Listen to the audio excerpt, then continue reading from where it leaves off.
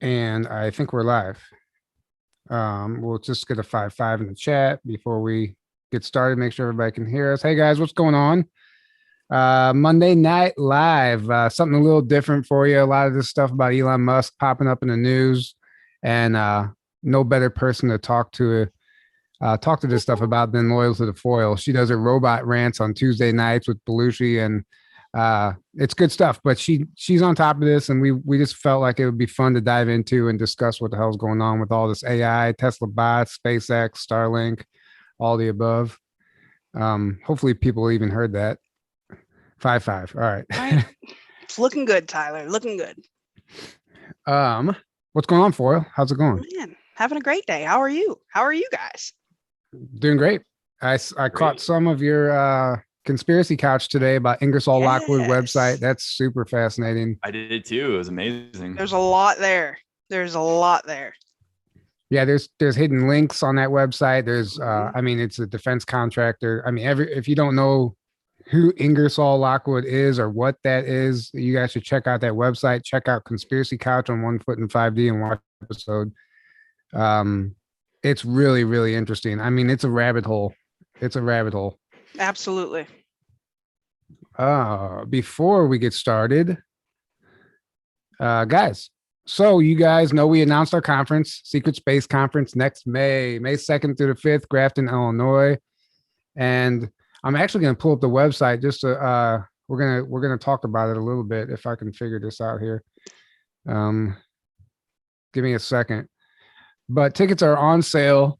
$444 gets you a 4-day pass, and that includes meal plan, breakfast, lunch, and dinner. 12 speakers, basically everything the conference has to offer. We're looking forward to it. It's going to be a lot of fun. We're going to break down the secret space program and build a case for the reality of it. So we're looking forward to that. Let me see if I can pull this up. Foil and Alara, that's her name. Space Force News.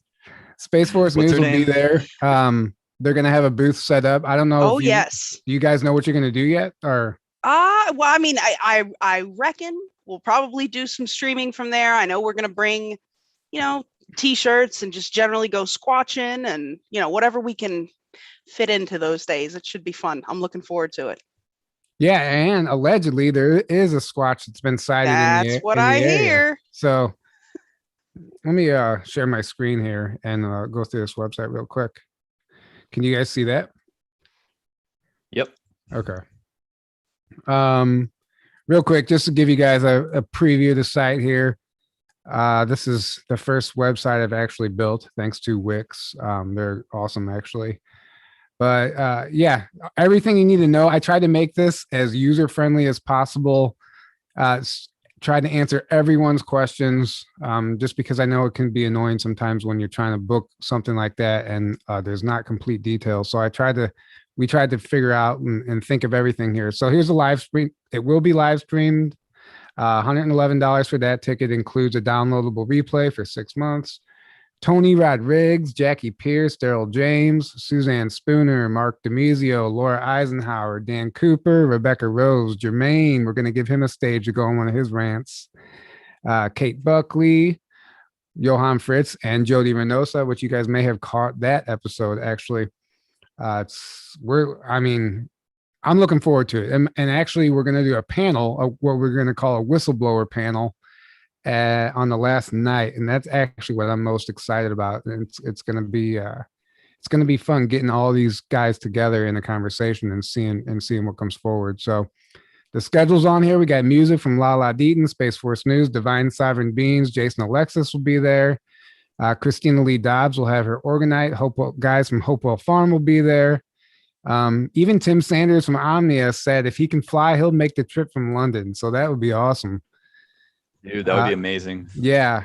But if not, we will have some of his Omnia products there that he's going to ship courtesy of Omnia, obviously. And we will have those there available. And then these other ones are just some local, Cacao Mama, Sacred Smoke, Nature's Canvas, Natural Charm. Those are actually local vendors. Might be one or two more. We'll see how that goes. The schedule's all here. Plenty of free time. It looks packed, but there's not. If you really break it down, there is tons of time to go on hikes and do everything. This place is absolutely beautiful. This is an actual picture of the lodge. This is where the vendors will be set up. This is where we'll be eating all of our meals. It's a beautiful area. It's a river town. It's right on the Illinois River, and it's actually a tourist spot. You would not expect to see a place like this in the Midwest. It's beautiful. There is camping next door, all the nearby hotels, everything here, site map, what to bring. We even have t-shirt available already on our Teespring, 15% off that with promo code CGI Joe. You can get that through the website. Everything you need is here. So if you haven't yet, grab your ticket, come hang out with us because it's going to be a lot of fun and I'm looking forward to it. You got a great lineup for sure of speakers. The venue is beautiful. I'm really looking forward to it. Yeah, definitely. And of course, Aaron and I will be there. People will want to know if we were going to be speaking, but the whole idea is not necessarily about us. This is about, we're not whistleblowers, so it doesn't quite make sense for us to be speaking. But anyway, let's get into tonight's subject.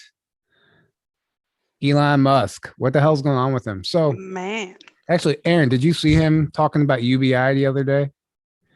The universal basic income? No, but I saw people talk about him talking about it.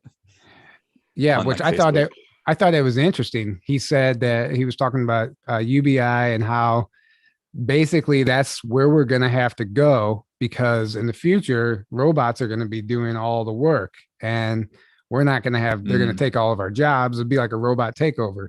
Therefore, we need a UBI, which I don't think is a good thing. I think that's part of the Great Reset, not the Great Awakening. What do you guys think? Well, for a very long time, this is an agenda that's being pushed. Last Tuesday, when I was doing my robot rant and I was talking about Dennis Bushnell from NASA in 2001, this guy was talking about how the workplace was just going to fundamentally change, that they weren't going, that automation and AI, it wasn't going to take some jobs, it was going to take all jobs, and that we were necessarily going to have this as as a way to continue to move forward. And it does not surprise me at all to see Elon Musk espousing the same thing. As a matter of fact, he was talking about that when they had their Tesla AI day, when he debuted the Tesla bot, the Optimus, as they call it. Mm-hmm. And he was talking about these things are initially going to be doing like boring jobs, repetitive tasks, things that humans don't want to do, but it's not like it's going to stop there. It's just going to progressively start to encompass all manner of industry. As a matter of fact, that guy was just talking about, Dennis Bushnell was referring to, now we're to the point where we have AI that is inventing on its own, and that the only jobs that are going to be available are going to be creative jobs, that basically we're in a position now where we need to have AI that's more creative than the AI that, say, China is coming up with. Like, we have to have a more inventive version of artificial intelligence than they do to just keep up. Yeah, it's called a human. Right. Well, right. Good luck. Yeah, right. Good luck selling these guys on that. Real quick. What's up, Cameron? He said, where the hell is Larry? So you guys remember, Aaron, you remember Cameron where's Larry? Yeah. Oh yeah. What's up, Cameron? Just wanted to give a shout out to Cameron. What's going on, brother? Yeah. Anyway, sorry, Foil. Didn't mean to interrupt you there. I know you get excited about your rants, man. Actually, Elon, I was doing some digging just because that one article that I just read about him talking about UBI actually led me to another article where in 2016, he said the exact same thing. He said something like, there's a pretty good chance that we'll end up with a universal basic income in the future. Yeah. And that was 2016. And his reason back then in 2016 was the same reason he has now. I mean, this has been a plan for a long time. all of these guys push this. I mean, Klaus Schwab, in his, not just his COVID-19, the Great Reset book, but the book that he wrote, The Fourth Industrial Revolution, talks at length about this. With this integration of technology and with all of these systems becoming more completely integrated into this whole system, these people really don't see any way around it. I mean, they don't even propose any alternatives to this. Like, there is no, to these guys, there is no Great awakening. There is, and there's definitely no great awakening, but there's absolutely no maintaining the status quo here. Like, it's move forward or nothing, and this is the only forward that they see. Yeah, it's always been a part of their agenda, and it's, along with the whole transhumanist agenda, with literally integrating man with machines and AI, and it's all part of their whole control agenda and enslavement agenda.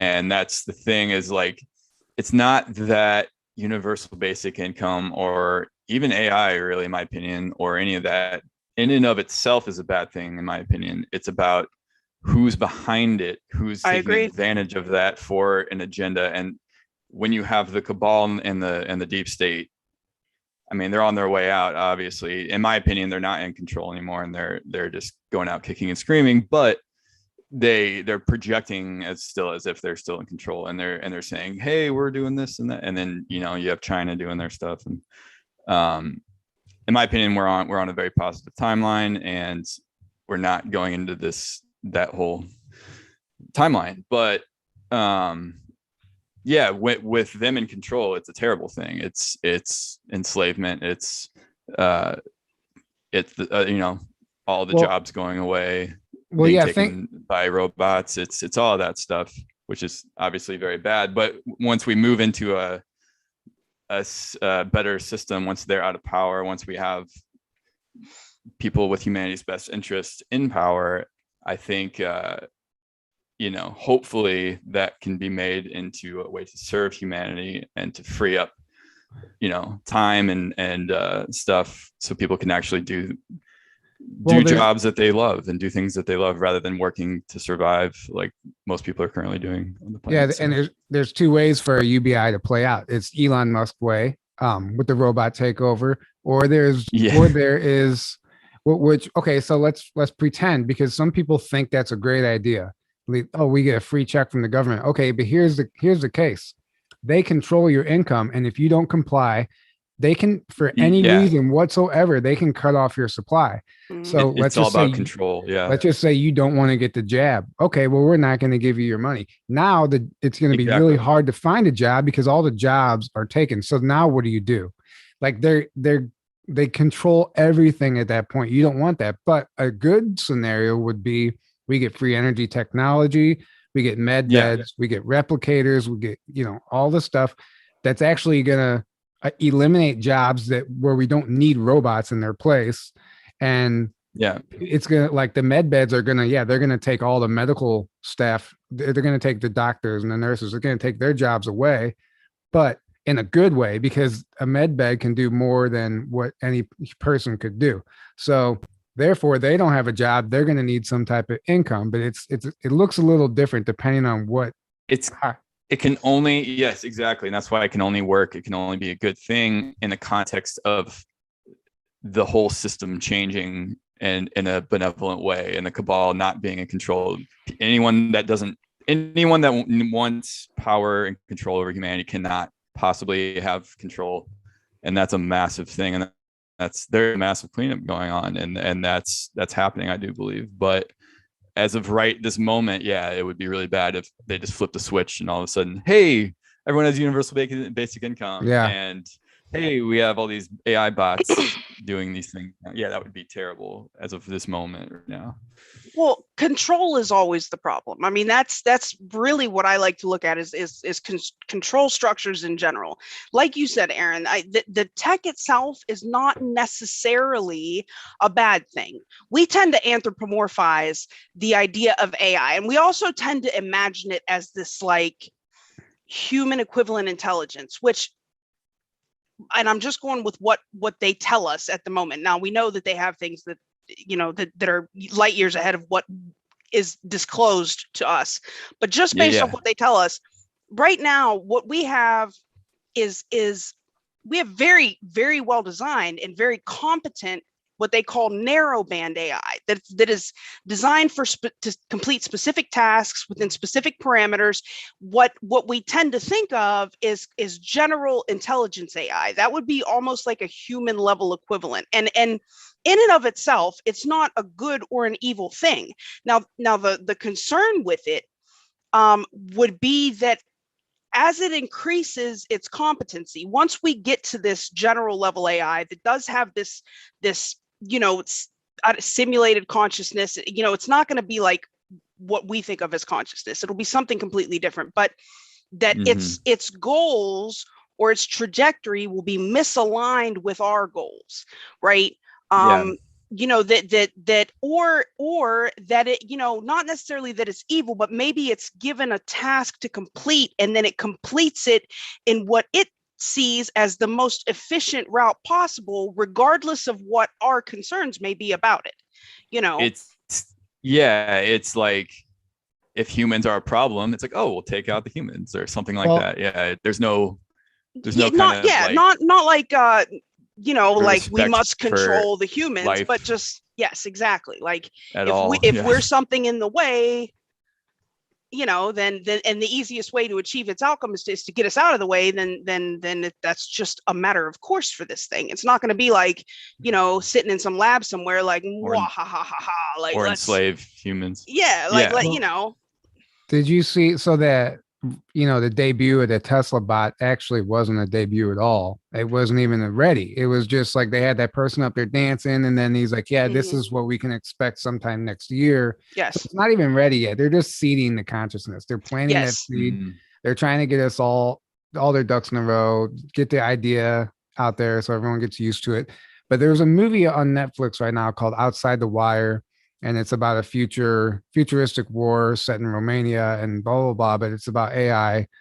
Robots basically are incorporated in with the army. Now we actually have robot soldiers, but then there's like the whole premise of the movie is this super advanced android that's a black budget project, that's a result of a black budget project that nobody knows about. And he's like above top secret. He looks so human, you would never know the difference, which probably is what we already have anyway. And what he does is, like, apparently, like, they have to take human command. Like they can't, they can think on their own, but they have to take human command when it comes down to it. But what he ends up doing is tricking the human into cutting out his tracking device because blah, blah, blah, blah. Like, he's super convincing and persuasive. He's like extremely intelligent, smarter than humans, and he convinces this guy to cut out his tracking device, which wasn't his tracking device. It was actually the device that it was like the governor, like it was stopping it. That's what was, that's the device that he had to obey. Yeah, the safety. Yes, that's what I'm trying basically to say. So anyway, and that movie depicts that, but the turn is, I'm sorry, I'm ruining the whole movie for you guys, but spoiler alert. Right. But spoiler alert. But in turn, what he wants to do is they think he's trying to like nuke the US because he hates people, but he's trying to nuke the US because he knows that this robot takeover is going to be the end of humanity. And he's like, you guys don't understand what these people are doing. And he goes, if there are more of me made, it's over for you guys. And he was trying to nuke the facility that was making the robots. Anyway, but it's, I mean, come on, that's exactly what they put that fear out there, you know? I mean, Elon Musk has said for years that he views artificial intelligence as the single most existential threat that we face as a society. And to be fair to him, and you know, guy, I you were saying, Aaron, that he's kind of a mystery to you. Like I am completely torn with this guy, because for the longest time, like, he literally would go, he was going around to governmental bodies and Yeah. railing against them not being concerned with ethics or any kind of regulatory, like, why is there no overarching regulatory agency on this? Like, he tried and tried and tried. Finally, he was like, nobody's listening. What I'm going to do, and this is, you know, in his weird mind, this was his answer. He was like, well, this is going to happen, so the only way that we can, I have to, that we can protect the human race, yes, is if we have some sort of merge and some sort of like symbiotic relationship with AI, which is where he allegedly come up with the idea for Neuralink, that if you can't beat them, join them, right? That we need it, would, you know, we needed that. We don't have the bandwidth, we don't have the resources to compete with this thing, but if there's some sort of symbiosis, then maybe we stand a chance. This is his argument. Well, you know.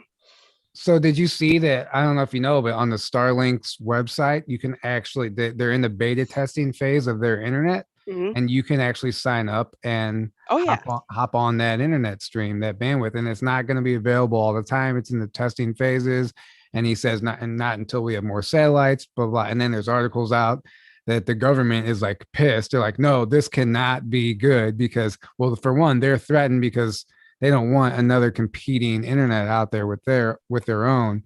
I don't know. It's really interesting to me, but you can actually go put your name on there, sign up, and get Starlink internet. I mean, it's real. Absolutely. Now. Oh no, absolutely.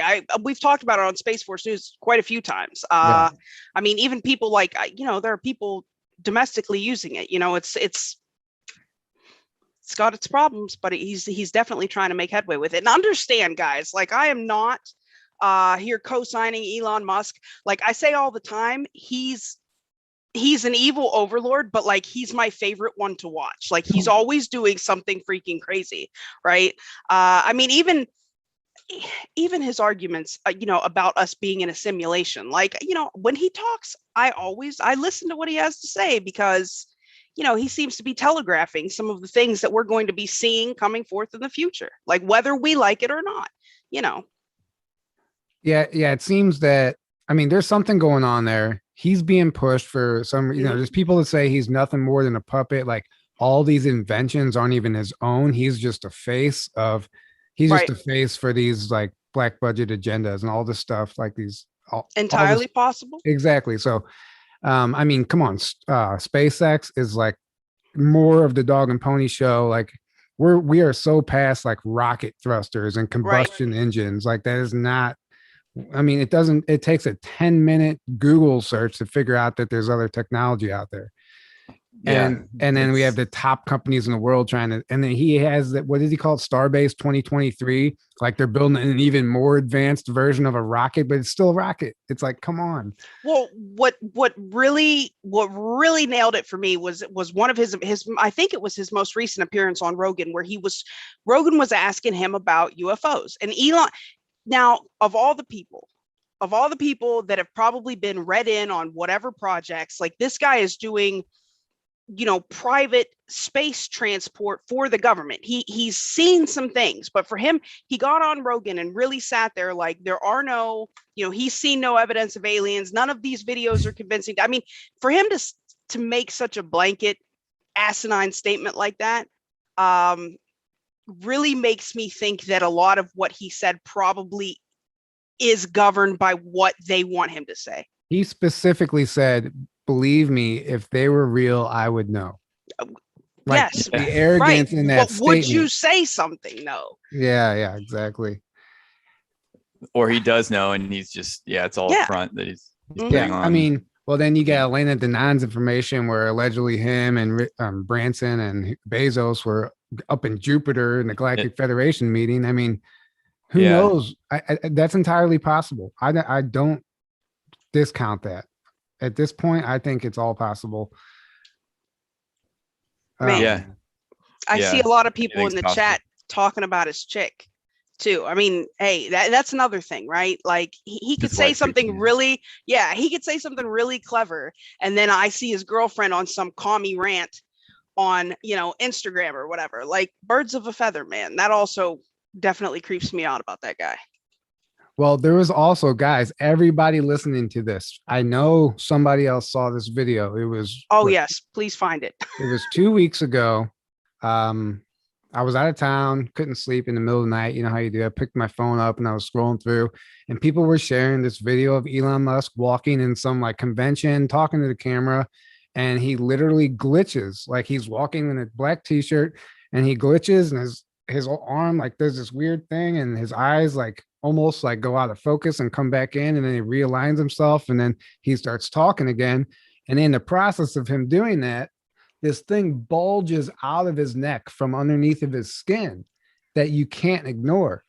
And I woke up to show the next morning I woke up, I was showing my friend, I was like, you got to see this video.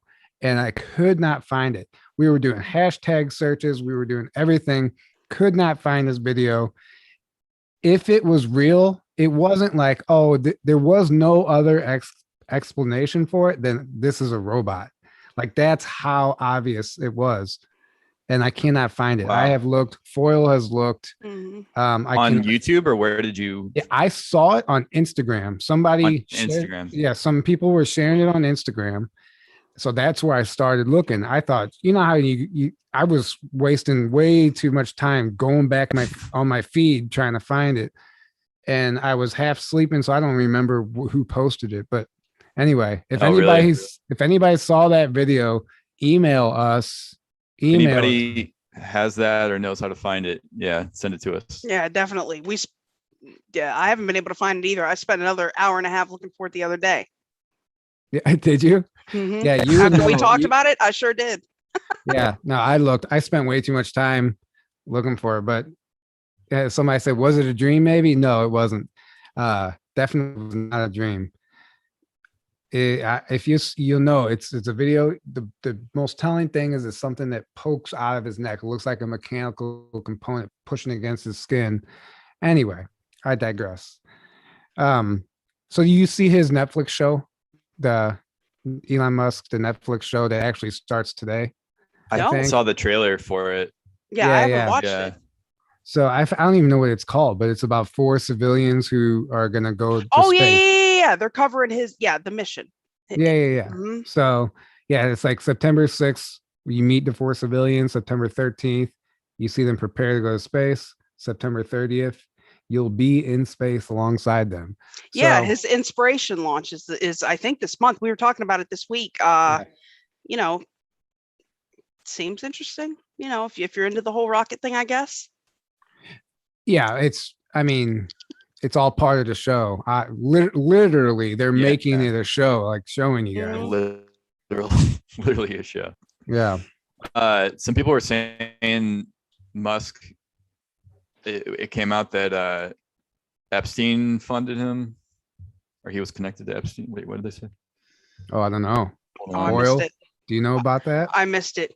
I mean, it wouldn't surprise me that there was some ties yeah, I mean, to it it. wouldn't. You know, I mean, these guys are all tied. That wouldn't together. surprise me. Yeah, but I haven't seen anything specifically on it. I mean, now in fairness, Epstein was tied. Well, now what I do know that it's true, and not to do with Elon Musk, but Epstein had helped to fund the AI program that was allegedly fund the AI program that was used for Sophie. Right, the Sophie robot, the one that spoke at the UN, that's got citizenship in Saudi Arabia, that Sophie robot, which has now been turned into little Sophie, that's selling for $400,000 for children, to teach your children. Like it's supposed to be. Yeah. Oh yes, it's supposed to be a STEM-centered like teaching, but it does all of these other things. Like it'll interact with your kids when you can't, and it's the same AI platform that's used to run Big Sophie is going to be running on Little Sophie. And like I said, it's $400K a kid, and they're taking orders for it. Now, I know that Epstein was tied to funding for that.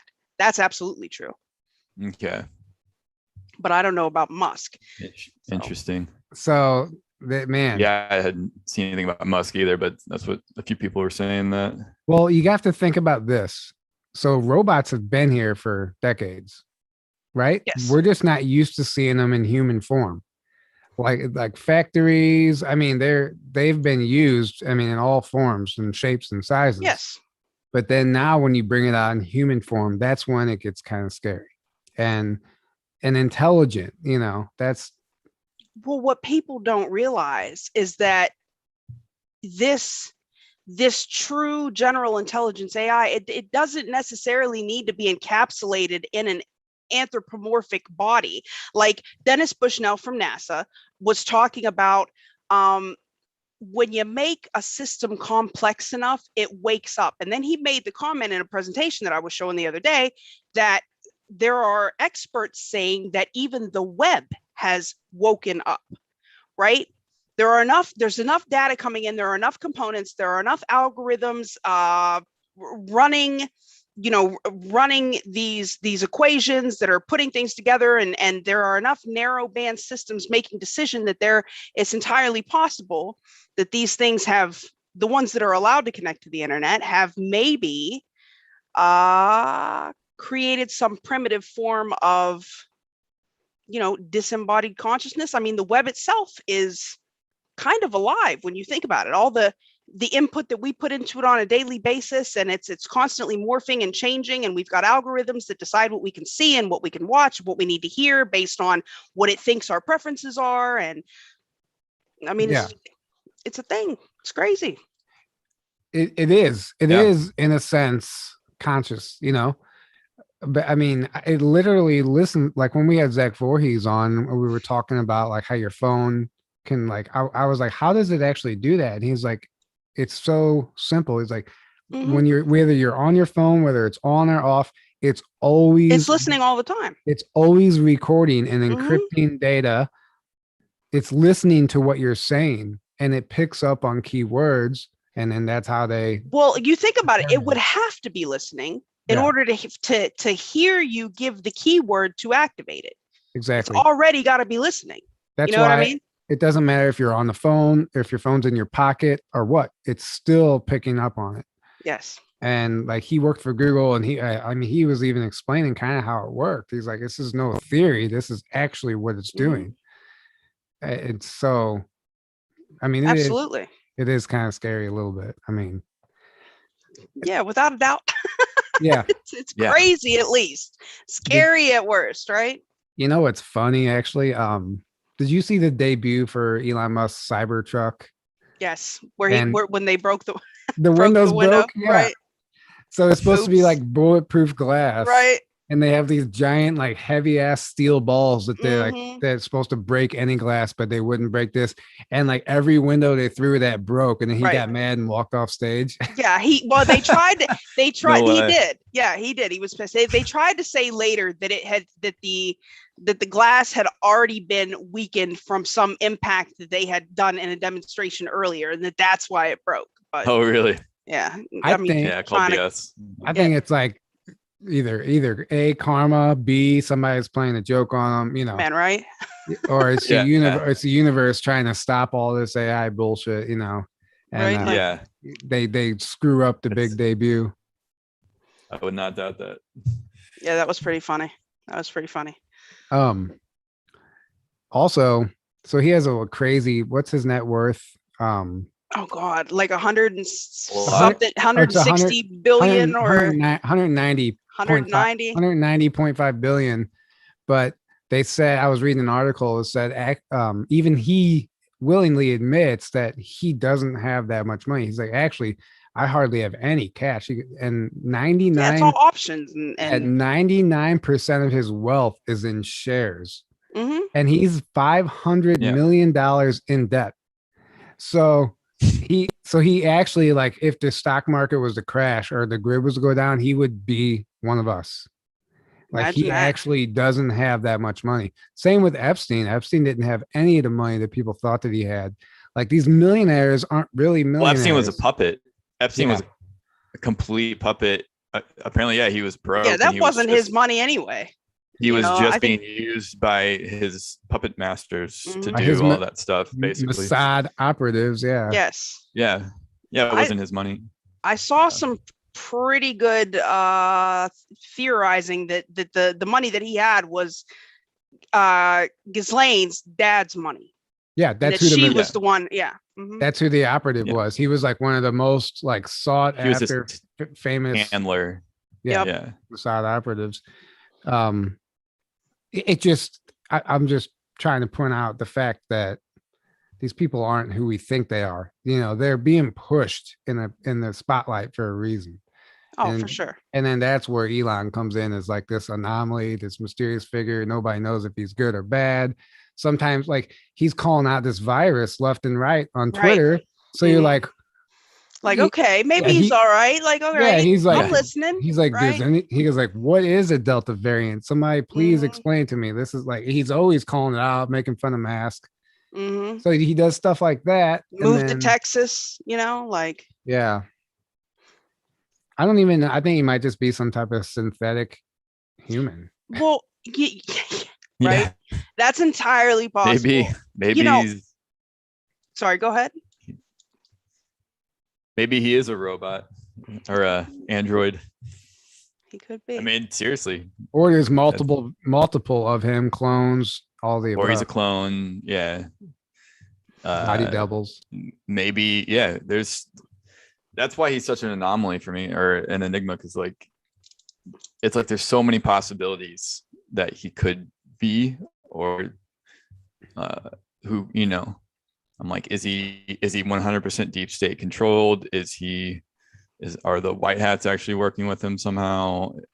Is it neither? And he's just, what is it? Yeah, exactly. What were you going to say, Foil? Either way. He talks about simulation theory a lot, and how he thinks that we're absolutely in a simulation, that if we assume any rate of improvement at all with tech, that at some point it'll be advanced enough to be indistinguishable from reality, and that therefore, given the length of the time, the existence of the universe, that the chances of us being in what he calls base reality are slim to none. So given that he thinks we're in a simulation, and he talks all the time about, this is a game, he wants to win the game, this, that, the other. I think he does kind of whatever comes into his head, unless it's something that he's been directed to do. Like I told you about, like saying that stuff about not believing in UFOs. Like, I think he probably was told to say that, or in order to continue his SpaceX stuff, he has to toe the government line. But when you look at the totality of the projects that he's involved himself in, right? The Boring Company, which he claims is, to help with transit and it'll, expediency. He's talking about, he hosted that carbon capture prize where he put up $100 million for the, for a carbon capture prize. He's doing electric vehicles. Like he tries to parse it like he wants to save the world. He wants to go to Mars because he wants to definitely be able to, add to the continuation of the species. If something happens here, we need to be interplanetary. Like all of his stuff, even the stuff with Neuralink, right? He sees AI as a threat. So now he thinks that maybe saving the world is dependent on this integration of us with AI, so I think he sees himself as like a hero. And he just kind of goes off in all these directions and does what he wants because he really believes this is a simulation. But in order to do what he wants, he has to also, in some respects, do what they tell him to do. And that limits him on certain things, I think. Anyway, that's just my opinion. I mean, I think you're probably right. I mean, it's not black and white for any of us. No. I mean, think about the influence that he has. Look, we're doing a whole show on him. People literally look up to this guy. They put him on a pedestal. They worship him. I've seen the videos. He can tweet something about Doge and crypto. Look how he's championed crypto, like to fight the system. Like, I think there really is a part of him that, he believes this is a game. We live in a simulation. So he's going to do whatever he can to manipulate things to what he sees as the best conclusion. Now, where that ultimately ends up going, because he's still got to work within the parameters of other people playing the game, Yeah, the whole Boring project is interesting to me too. I mean, he probably found out like, oh, you guys are digging these tunnels anyway, all around the world underground. I went in on it. And then he's just, he gets funding. He starts a project, starts actually with California where they actually dug a hole and then they abandoned the project. Right. I guarantee that project did not get abandoned. I guarantee that was a guise or a cover for the start of a new tunnel. Yeah. I guarantee it. That's what they did in Las Vegas. What John Lear talks about, they threw up, I forget the name of the hotel. It was the worst place to build. They started building a mock hotel just so they can bring in material to add to the underground tunnel system. And the whole construction on the surface was just fake. It was just, they were putting up a building for cover. And that's boring project could have been exactly the same thing. Somebody said Brooklyn Way. Tyler, do you recall the date of that IG video? No, I don't. It was like 2 weeks ago. But speaking, go ahead, Foil. I was just going to point out, I mean, we're talking about a guy that apparently stole specs for a flamethrower from Pablo Escobar's brother and then came here and made it. Like, this is a dude that just does stuff. Yeah. Like, I don't know. Like, I think of the Joker, like, I just do things. You know what that flamethrower, all it is? Not a flamethrower, right? Yeah, they're not a flamethrower. All it is, and I've used them before. They have them in construction. It's a torch that roofers use to heat up the tar. And it's literally the same exact concept. He just compacted it into a gun. It is exactly the same thing. Like, we have those on the job site. It just looks different. It's connected to a propane tank, and it doesn't look like a gun, but it's not a flamethrower. Right. I mean, it's not. It actually wasn't that impressive. I mean, it was. No, but I mean, it's great. Like, I think I swear it was Escobar's brother that was like big mad. Oh, like, you stole my idea. Was trying to file lawsuits and stuff on him for this, not a flamethrower. Yeah, exactly. So speaking of the underground tunnels and stuff, there's a place right here about 20-30 minutes from me called Rock City. And I should have had these pictures ready, but here's what it is. Let me read it. I remember you told me about that. I was gonna say, I feel like we've talked about that before. Yeah. I went there again today and I took some pictures. Oh, and did you? I was really looking around. I'm like, this place is too perfect. So welcome to Rock City, the National Archives and Records Administration National Personal Records Center, the NPRC Annex, Mid-America Cold Storage Facility. So there, and then you go online and it says we literally house millions of government documents, personal records, data, blah, blah, blah, blah, blah. And the whole place is this weird, eerie vibe. I mean, it's like all hidden in plain sight, but there's no doubt to me that it's like also like another entrance. We always hear about this dumb system, these tunnel system, and all this stuff. Why wouldn't there just be one of the entrances just like that in plain sight? Right. Exactly. And they actually have like underground office space that you can actually lease. Like, there's a billboard there that says, really? Bring your business underground. And it's like, and I'm like half tempted to call the number. I'm like, hey, can I get a tour? Can I see Right? this? Why not? Yeah. But it's just That would be amazing. Yeah, it's super fascinating to me. But you just gotta see the place. I don't know. Hopefully I can check that out next time I'm in town, because I want to see that. What next, Foil? Tell me what else are you mad about? This whole virus being a Trojan horse for the digital ID. Oh, I believe that wholeheartedly. Well, I mean, that was like the big thing at the beginning. It was a conspiracy theory that we were all being called conspiracy theorists for, this is just a Trojan horse for digital ID. And then all of a sudden it turns out that's exactly what it appears to be. Klaus told us. Yeah. He flat out told us that's what this was about. That and that along with the pandemic, he went into a great diatribe about this.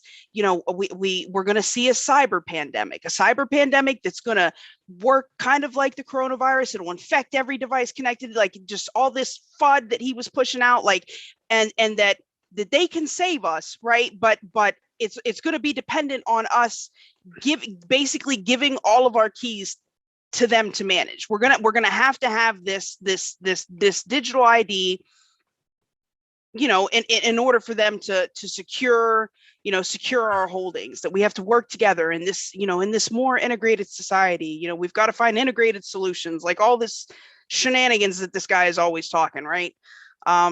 Yeah, it's great. This is absolutely, all of this is absolutely about the digital ID. I mean, do you think that these passports are going to stay on cards? Like, no. Already we see whether they're crying about, forgeries. This woman was arrested where? In Hawaii, trying to sneak in, wrote Moderna, like can't even spell. Like, if you're going to forge some stuff, I mean, at least get that part right. Like, misspelled the stuff on the card. Like, they're not going to leave it like that. They're going to want something that they can scan. And eventually they're not even going to want it on your phone. They're going to want it on you. Yeah, exactly. Which, I mean, I've already seen videos of people like eating at a restaurant in another country, and there's like law enforcement walking around checking everybody's. It wasn't a card; it was on their phones. Yes, checking to see if they had been vaccinated. Mm-hmm. And I mean, can you imagine? I mean, yeah, but even that's not safe enough, Tyler. Even that they can hack. They gotta put it on you. That way, they know that it's for you. Like, this is gonna be a whole thing. It's the freaking Stasi. Like, yeah. Oh, as a matter of fact, just yesterday I saw. I want to say in Victoria, in Australia, maybe that they were going to be literally locking people out of the economy and off the internet if they refuse to take the jab. Right? I think I retweeted it yesterday. One of their government officials had made a speech like, okay, now you're not going to be able to do anything. I mean, anything. Not get on the internet. You can't leave your house. Like way more serious than what we're seeing now, or in New York, or even in Paris. Like, you're going to be locked out. It's like Australia, right? Yeah, now. That's what I'm talking about. Yeah. Yeah. Sorry, Yeah. I was somebody talking about Australia. Yeah. I apologize. Somebody said I read a comment that said, "Hey, I emailed you guys the Elon Musk video," and I was just looking at it. Oh, really? The one?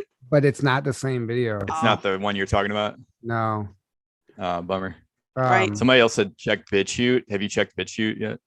I think I spent some time looking for it on there. I was trying to find it on Rumble. Or Rumble. Okay. Some of those places. Yeah. That's not the same video. Anyway, sorry about that. But yeah. Oh yeah, no worries. Australia, definitely. I mean, there's oh my God, I'm drawing a blank now. What's the name of that UFO, that base, Aaron?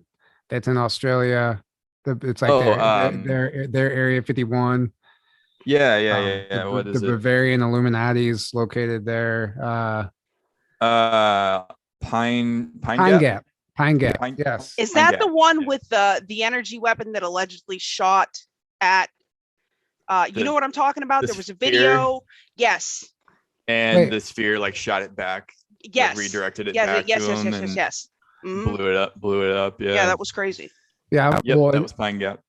I'm reading a book, The Dulce Protocol, right now, and they talk about Pine Gap and how that has been the planned location to birth the New World Order since the beginning of the whole deep state agenda. Oh, really?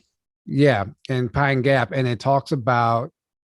it breaks it down. This book was like in 2012 or something, and it breaks it down verbatim, step by step, what we're seeing playing out right now, and how it was all going to start in Australia. And I'm just like, this stuff is like popping up. Like, I don't think it's by accident. I was like drawn to that book and read that right now. Like, they want us to know, like, this has been the plan. This isn't just a random current event. No, they had some of this stuff.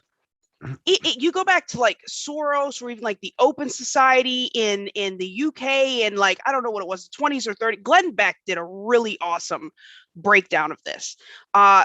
They were talking about some of this stuff before they even had the tech to implement the steps that they had. And I mean, we can see that. Like, I mean, even now you can go through patents for like, we've talked, I don't know how many times I've talked about, the mind control patents that they had back in the day, right? I mean, and now it's now with the developments that they've made, in AI, it's 100 times worse. Yeah. Like it's Yeah. just 100 times worse. It's crazy. These Well, people are crazy. It's to the point that basically just being on this planet, you're under mind control. I mean, Absolutely. it's kind of hard to escape it unless you're like in some tribe in the Amazon or something. But I definitely think like their whole game, the whole time, like it's almost done. Like their work, the hard part of their plan was done decades ago. Absolutely. And then people take the bait and fall for it, and we're so programmed that we program our offspring, and therefore it's just like a self-feeding machine, you know. Well, we're constantly given this false dichotomy. We're given these two false choices that are inevitably the same side, two sides of the same coin. It's this or that. Like they don't want you to even think about potential other options, other ways to address a problem. That's why their division is so important to them, because it reinforces that false dichotomy. There are two choices. Now you pick, and either way, they've got a plan to get to where they want to go. Yeah. And also what that does is, so the whole political left and right thing, it's like they own the whole system. They own both sides, So like you said, no matter what, it's you're that's why Trump was system, was such a thing for them. But they're keeping you from looking like behind the curtain and being like, well, yeah, because otherwise you can more easily see what's going on and who's really controlling things. But if you think, oh, this political side is going to solve all the problems, oh, this political side is all the problems, and then you think the other side's the enemy, and all your energy is spent giving your energy to a political party or person, and then fighting a perceived enemy when really it's all smokescreen and it's just keeping our wheels spinning and fighting each other, and it's all bullshit. Yeah. So exactly. Yeah. But that's why you have people like us. More and more people are waking up and seeing the man behind the curtain, seeing what's really going on, the obvious lies, the obvious Wizard propaganda. of Oz. Mm-hmm. The obvious programming. Yeah, exactly. So the Wizard of Oz was disclosure of that. Well, and then, Foyle, you just said that's why Trump was like such a big deal, because he was somebody else. He was somewhat outside. Yeah. Well, he wasn't a politician, right? And that's what pissed off everybody. He wasn't a part of the system. He couldn't. Yeah. They couldn't control him, so they had to attack him. He wasn't having. That's why it was 24/7 attack this guy, get everyone to be against him no matter what, smear him constantly. Yeah, because he was not a part of their plan. He wasn't a part of the system. So it was like antibodies attacking a foreign thing coming into, basically. Exactly. He was a foreign object coming into their system. They're like, attack. Absolutely. But obviously, he was recruited by the White Hats to do a job, which he did beautifully. And Trump is not the savior. He's not, he's not in office anymore. And, everyone was crying about it. But guys, he did his job beautifully. He did exactly what he got the ball rolling. Exactly. Same thing with Q, all that stuff. Like they came and did what they had to do, and it wasn't meant to last forever. None of it was. No. And who knows? We don't know. We know everything is an actual literal movie. Sometimes we're watching deep fakes and stuff that we're being shown is not actually real. So who knows what's going on behind the scenes? And we heard about like the shadow president, right? And the shadow government, and then the whole devolution thing, and then the law of war manual that came out in 2015, and all this stuff basically lays out a shadow government, a shadow president that operates simultaneously along with the fake, like the surface president, basically. It's all laid out. If anybody has gotten into that devolution theory or the law of war manual, it's really, really interesting stuff. But so there's the possibility that Trump still has very much power in some sort of a shadow government that's being played out right now, that's co-opted with the military, which is what we've been hearing for a long time, but there's no way for us to prove it. And we could spend all of our energy trying to break down every current event and everything, and it's not going to do you any good because I don't think we're supposed to know. No, but what we do At know, some point, you just got to have faith, and you are the only one you can control. Yeah. You have to that's just be a sovereign absolutely being, true. have Yeah. faith, and be like, I can control my actions and what I do, and I can do as much good as I possibly can. Plant as many seeds as I possibly can, and the people that are primed to wake up will wake up, and I can already see the ship turning around. I can already see the light, shining. It's just a matter of like, we got to see all this craziness play out first, in my opinion, which Yeah. a lot of times can look really crazy. And like, we're headed towards this dystopian future and enslavement even, because that's what the cabal and the cabal controlled media and everything else are still unfortunately in place to a certain degree. And they're still projecting all that, and then them fighting tooth and nail to stay is causing so much of this. They're just kind of throwing out every last tool they have. That's why we see like, COVID and then the Afghanistan thing and this and that and like the lockdowns, and every week it's like something new is popping up. Yeah. Well, what were you going to say, Foil? You said they're on their way out. You were getting ready to say what we do know. Well, I was interested. Yeah. What we do know, and I'm not one, like, I don't, we have to save ourselves. Like, I don't think there's any message board savior. I don't think Trump is like this white knight guy. I don't know about any, I mean, I believe in a shadow government. I don't know what role he may or may not play, but what we do know is that he still has immense political capital, and that it could be a very adept, kingmaker, so to speak. I mean, he has the ability to put his weight behind a chosen candidate or a chosen idea and get people to follow that. I mean, aside from, the whole jab mishap, which,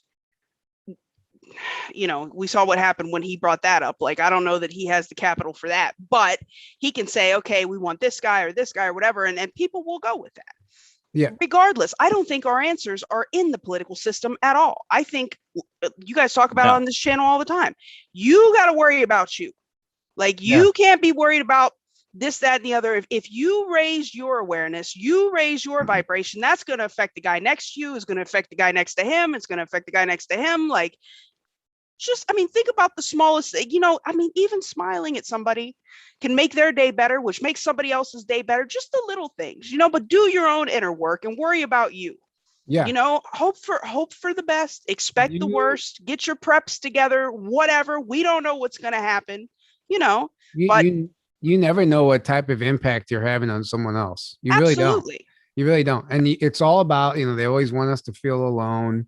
And they want us to feel insignificant, but that's the whole game, because there's so many of us. Like, there's literally way more of us than there are them. And that's the biggest thing. They don't want us to realize that we can unite, and it's going to take people like leading the way. And that's what, we're trying to do with this stuff. But if we were somehow able to like come together and unite, like, it's over for them. It really is. It's really that simple, but it's not that simple because of the programming. Well, we'll look at like the truckers in Australia for one example. Like, look what they're doing right now. They're all uniting. They're like, oh, they're going to do all this craziness. They're going to try to control everything. Like, all right, we're going to shut down the entire economy by stopping the trucks. Like, literally, that's going to shut down the whole country.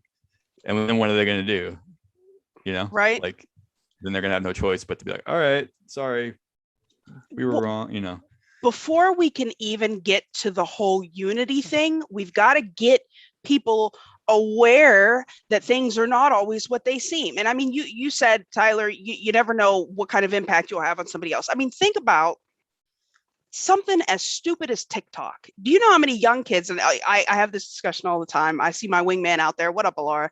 How many younger kids that have been brainwashed in perpetuity, have no idea what's going on. They might come across some stupid little 1-minute blurb and they're like, wait a minute, right? So maybe they go look for something, or the videos that we do here on YouTube that somebody's just scrolling, watching cat videos, and all of a sudden they come across, I don't know, they're looking for Elon Musk stuff. This pops up, and then they go, wait a minute, just little things. There are little things you could do in your daily life to raise awareness in others. You can't force feed them, but if you put the information out there.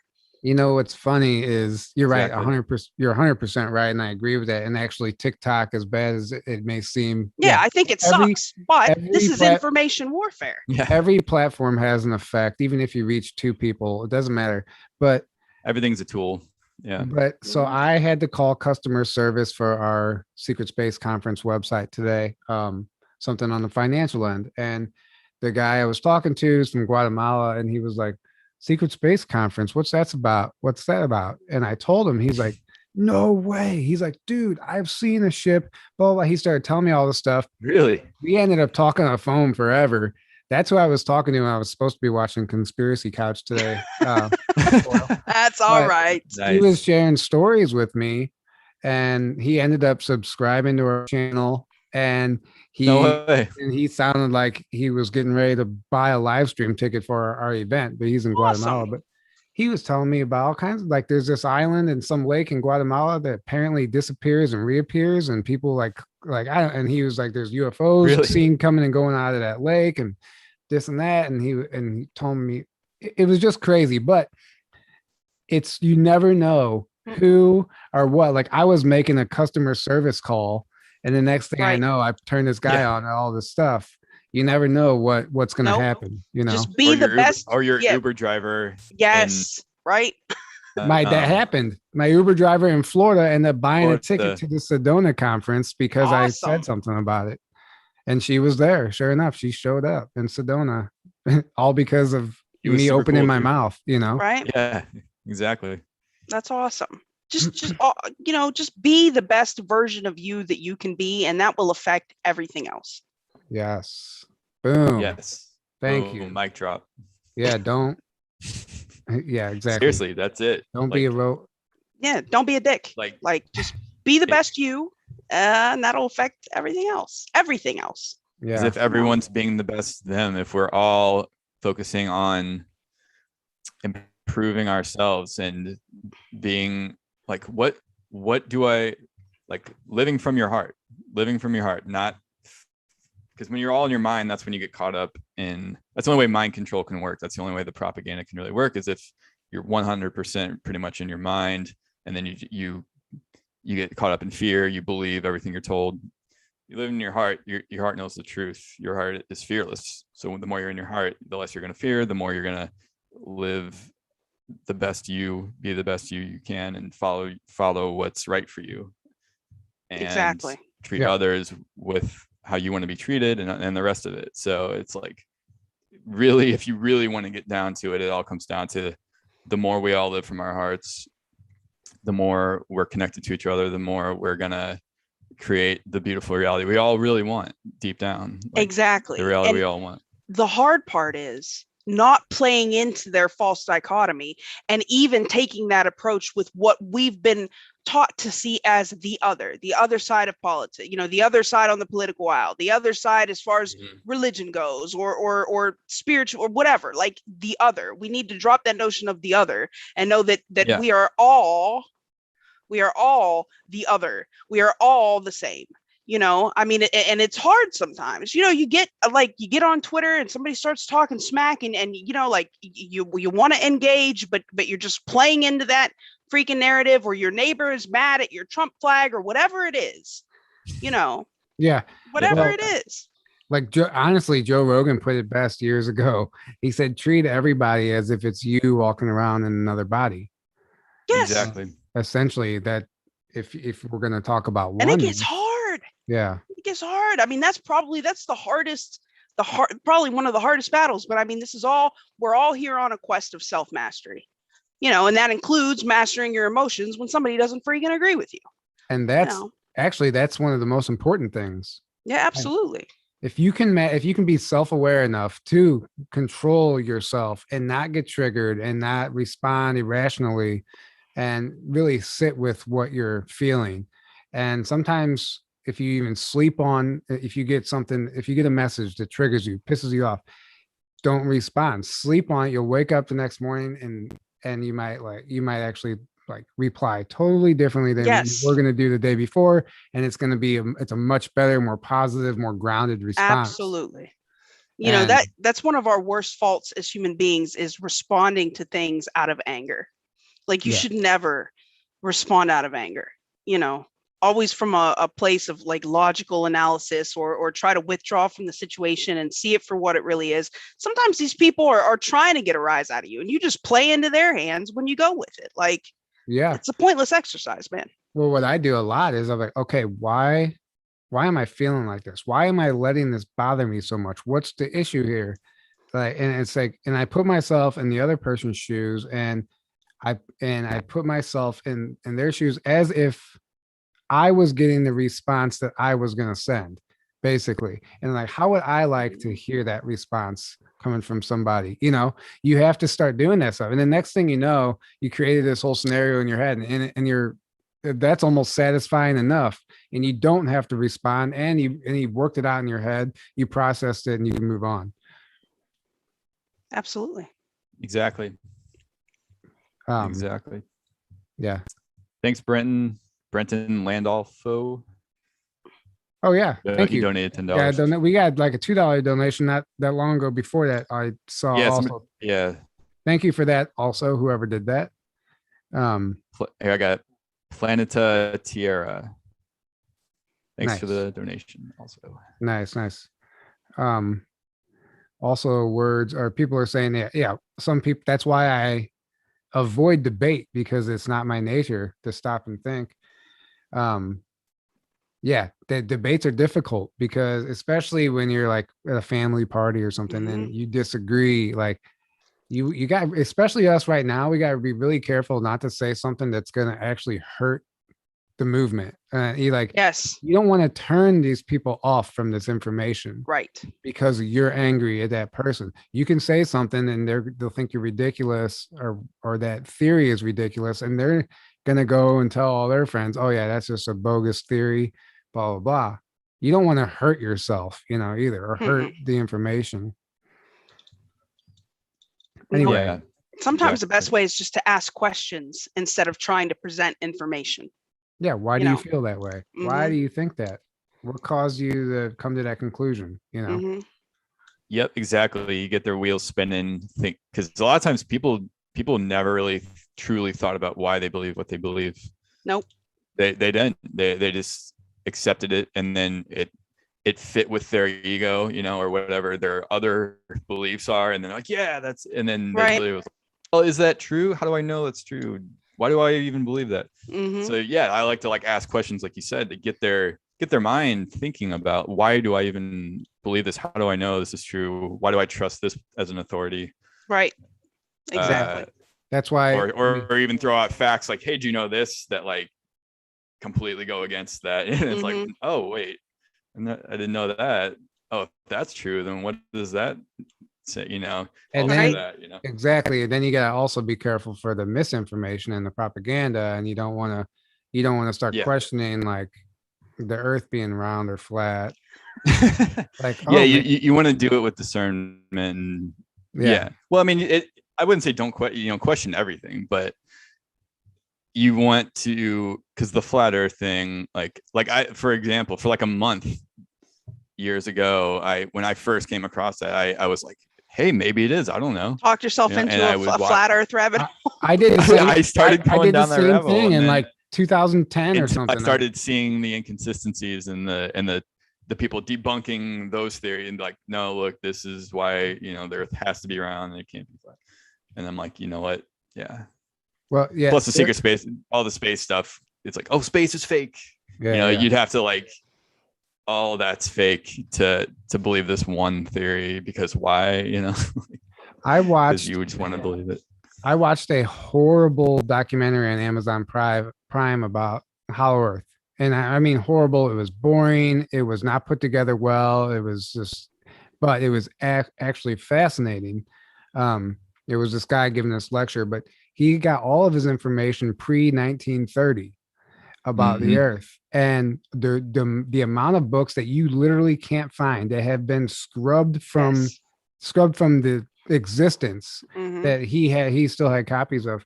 But I mean, so many depictions of hollow earth and old photographs that you literally can't find. And he showed one.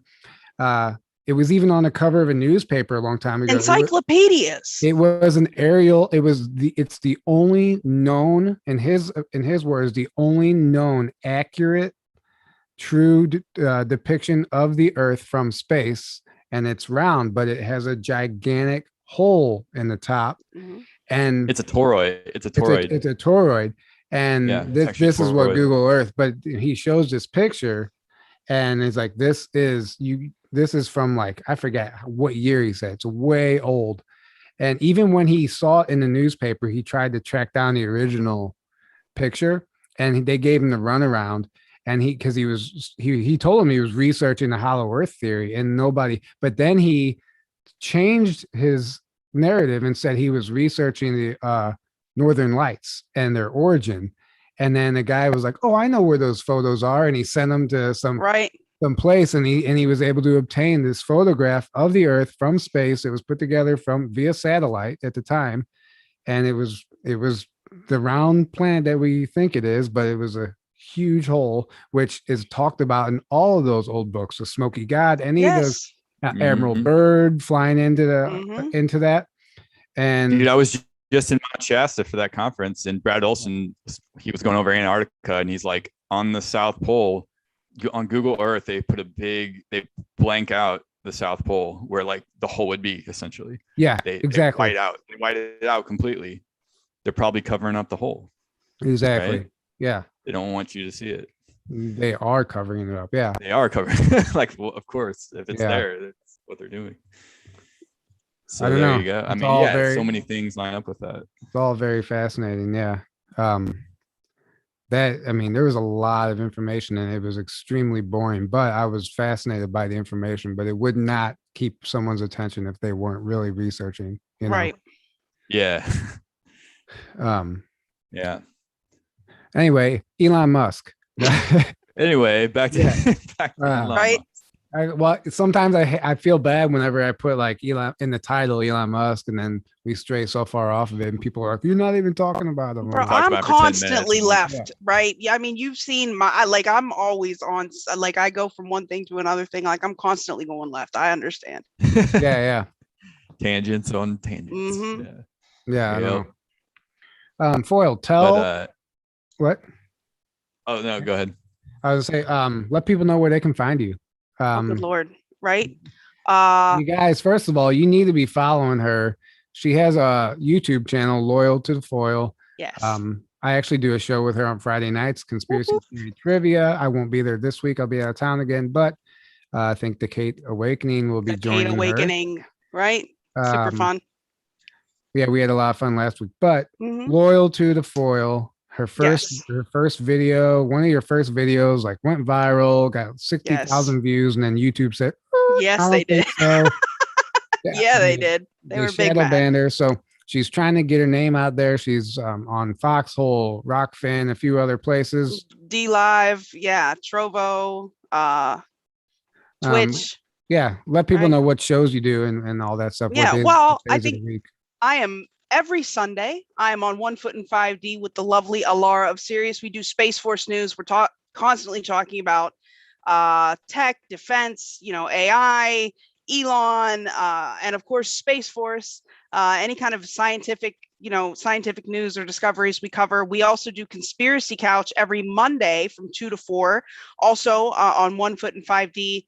Like today we were talking about the Ingersoll Lockwood website, and then on Tuesdays at 7 on my own channel, Loyal2ThaFoil, sometimes I do interviews, sometimes I do digs on things. Tomorrow at 7, I'm going to be covering the fiscal year 2022 Intelligence Authorization Act. If you want to know what your government's doing, you got to look at how it's spending its money, because regardless of what they tell you, if you watch how they spend their money, you will see some crazy things. So I'm going to be talking about that tomorrow at 7 on my channel. And then every Friday, I do Conspiracy Theory Trivia with the lovely Tyler Koala, right? every Yeah. Friday at 8. That turned out to be a lot of fun. It was just supposed to be a joke. We were just Yeah, messing right? around, and it's actually a lot of fun. I really look forward to it. Yeah, follow the money though. Like you said, Man, that is how you do all your research. yes, regardless of what they tell you, if you look at where they're putting their money, you might see a whole nother story. I Exactly. mean, for the past 2 years, the Intelligence Authorization Act has read like a freaking sci-fiction.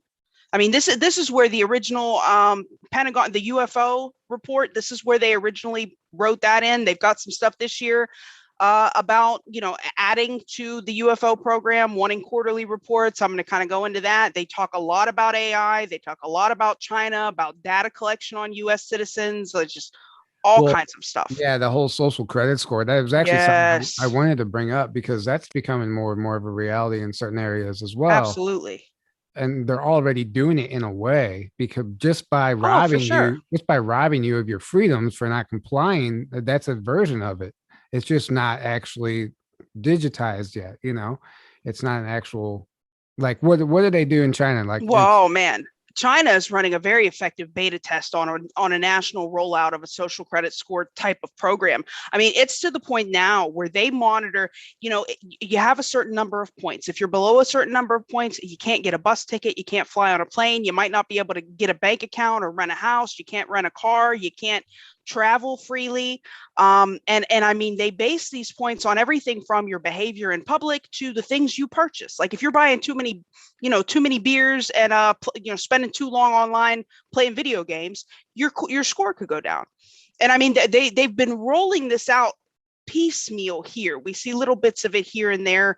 As they bring online this Internet of Things, as everything that we have becomes connected to this conglomerate mass of electronic data that we call the internet, they're going to have more and more control. I mean, to the point where, like, people don't think about, like, your smart fridge. You got a smart fridge, right? Tells you when you're low on milk. It also knows what you put in your fridge.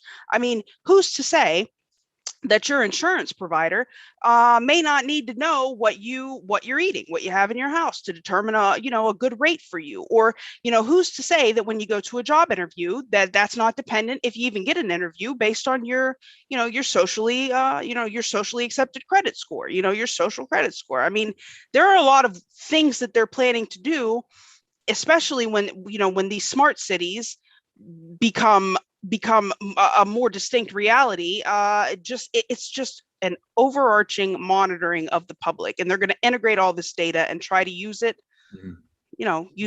as a control apparatus, for sure. basically what she's saying, guys, is be grateful for everything that we have right now and Amen. what we're actually, the freedoms that we do have. We understand it's all a system and it's a setup and it's meant to rob our freedoms and keep us enslaved, but we aren't living that. Thank God, so Yes. don't take things for granted. What's something I've actually been doing, and I'm not bullshitting. Like, I've been being grateful every day. I like stop and thank and count my blessings, and just like, Absolutely. even the fact that I have a couch that I can That's sit so on. funny. You know I what do I'm the saying? same thing at night when I thank you for the house, the food, the shower I took, the truck I have to Yeah. drive, like, because it could be, that I could have none of those things. Yeah. There are people that have none of those things. Yeah. Exactly. And then Exactly. suddenly some of your petty problems don't seem so significant. Absolutely. They become more insignificant.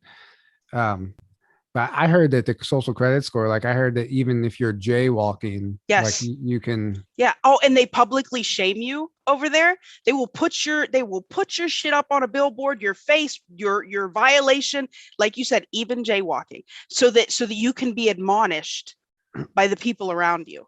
I mean, they're honest to God. They're down I know. with that. I'm just thinking, like there's, if they're monitoring everything, they're taking away all of your privacy. Like, how can you do anything? Like, it's not even a negotiation over there. It's just a matter of fact. yeah. This is what we're doing. You're going to roll with it. And if you don't, you'll be forced to comply. I mean, a lot of the people, I mean, whether they agree with it or not, they've been forced to accept it. Yeah, of course. I mean, it's insane. It's really insanity to think about it. Like, I don't beyond. even, I can't, I just pray that doesn't take place here. And like Aaron said at the very beginning of all this, like I really do think there's a bright future ahead, and things are going to look worse right now until they get better. But I don't think this evil is not sustainable. It's not. Like the machine is going to collapse in on itself. Hopefully it eats itself. Yes. It eats itself. Well, we're also destroying the planet. So even if like if we're going down this dystopian timeline, like the planet's going to be completely destroyed in 100 years or whatever, you know, like with what the cabal is, all they're doing, what they're planning on, you know. So it's like that's why they're, you know, that's why really their plan, when you really go deep down the rabbit hole, their plans, they build all these underground bunkers, and then they want to go off planet because they know the surface of the planet's going to get annihilated. They were fully planning. Yeah, well, they wanted to start a nuclear war on the surface and then go underground or go off planet to get away from it and kill off all of us, you know, and all that stuff at some point. So it's like either we're going down that route or we're going to freedom and New Earth and the positive timeline. It's really one of two options. It's really one or the other, because I mean, look what's happening right now. You know, look what we see. Yeah, thank God that we live where we do right now, because we could be in another part of the world and really be going through this stuff. So be grateful that we're able to even do this show, you know. Absolutely. And get the message out and spread awareness, and hopefully keep the positive timeline going. Yes. You create your own timeline. I know we don't like to dwell too much on the negativity, but all the stuff we were discussing tonight is not like a theory anymore. We're seeing this stuff take place on the planet. So it's worth discussing and breaking down and evaluating. How do we get into this mess? How do we get out of it? And it's really going to be up to us and down to every single one of you, every individual. And like we said earlier, how you respond to the situation. Are you going to comply and let this beat you down and give up and check out and go back to your old life, the matrix, you know? Or are you going to stand up and fight and be uncomfortable with all of us? This isn't fun. Yes. Like, this is uncomfortable. We're putting ourselves out there. Yeah. We get hate mail. We get negative. I mean, we get all kinds of stuff. Lose friends. Me and you have both already lost tons of friends and even family members. Yeah. Yeah. Fucking get uncomfortable and do something about it, right? Amen. Yeah. For sure. Anything else you want to add before we wrap this up? Much love to you guys for having me here, and much love to the peeps in the chat. You know, I love you guys. I say it all the time. You know, be the best you. That's it. I mean, that some of this stuff sounds scary, and sometimes it may feel like a black pill, but just be the best you. That's all you can do. You know, be aware, pay attention, and, you know, do what you can to bring about the reality that you want. I mean, that's it. Yes. Boom. Be all that you can be.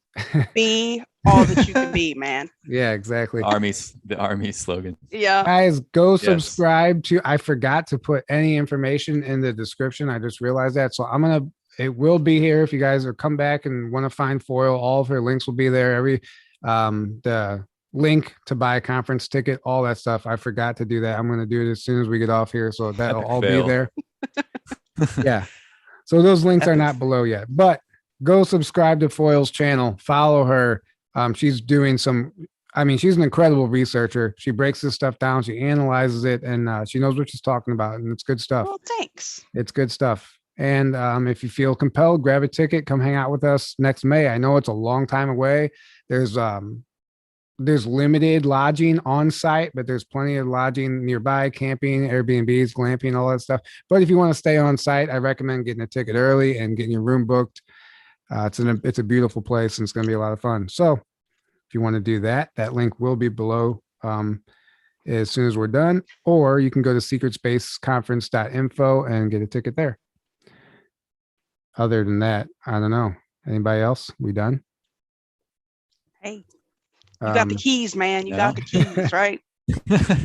Thank you guys for the donations. Thank you for the moderators. I know we had a bot in there. I actually caught it and eliminated it myself. Good job. Of course, we had a bot while we're talking about AI. Of course. Yeah. That's the first time I've actually ever seen a bot in like an actual bot like you see on Telegram. I saw in our chat tonight. Usually it's like a person. Oh no, yeah, that was totally pushing the videos. Hmm. Yeah. Anyway, good night, guys. Thank you for supporting us. Thank you for tuning in. And we will be back Thursday with another episode this week. So stay tuned for that. We'll be putting that information out tomorrow. Have a great evening, and we will see you next time. Good night. Good night, guys.